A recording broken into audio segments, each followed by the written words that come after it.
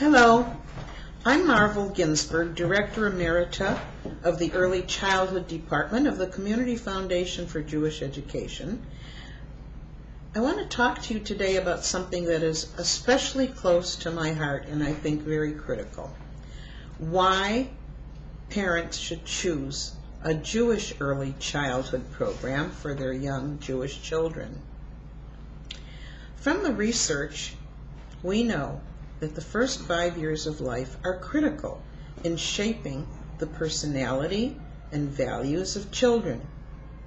And of course, who are the most important teachers? You, the parents and the grandparents, and of course the extended family. Everything impacts on the child, but nobody impacts the children like the parents. And secondly, the grandparents. Obviously, we want to have the very best teachers we can find. And in Jewish early childhood programs, we have very strict criteria about who we hire. Ideally, we want to hire teachers who have a degree in early childhood and a very strong background in Judaica and some knowledge of Hebrew. But it's equally important to know how to integrate these two so that a very age-appropriate program is developed. Not only for the children, but for the whole family. It's very important for the family to be involved so the child feels your support.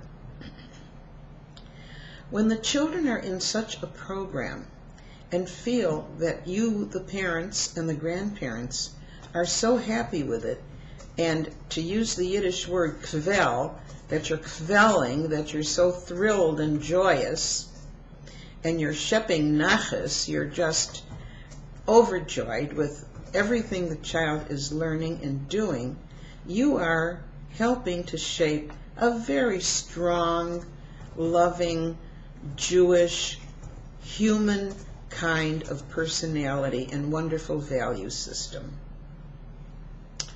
I'd like to tell you a story that a young father told me when we were having a discussion about the importance of the father's role in raising Jewish children. He said, "You know, when my wife and I chose this synagogue school, we weren't really religious, and we didn't belong to a synagogue, and we didn't really think too much about the Jewish part of it. We thought, oh, we heard it's a good school, and it's not too far from the house, so okay, we'll give it a try." So we enrolled our son. Well, after a while, we got to be invited to participate in the Shabbat celebration, and we came to a Havdalah service and supper, and we came to a Pesach Seder, and of course our son was so proud because when we were guests at the Shabbat celebration, he was the Abba, he was the father to lead the Kiddush, the blessing over the wine. Well, one day at home, he said, "Daddy, where's our Kiddush cup?" I said, uh-oh. I looked at my wife. We didn't have a Kiddush cup. Well, that night, my wife and I sat up till 2 o'clock in the morning talking about what kind of child did we want to raise? What kind of family life did we think was important? Well, guess what? The next day, we went out. We bought a Kiddush cup. And we bought a challah board and a challah cover and candlesticks and the whole Havdalah unit. And from that time on, we made Friday night Shabbat dinner with the blessings and so on. And you know what? In the beginning, we thought we're doing it for our son. But eventually, we found out we were really doing it for ourselves. Well, it was an amazing experience for us. Now, this was one of the most wonderful stories anyone could ever have told me, because it validated everything that I believed and all of the work that we did in our early childhood programs in the various synagogue schools. So I am sharing this with you to help you think about what kind of child do you want to raise? What kind of family life do you want to have?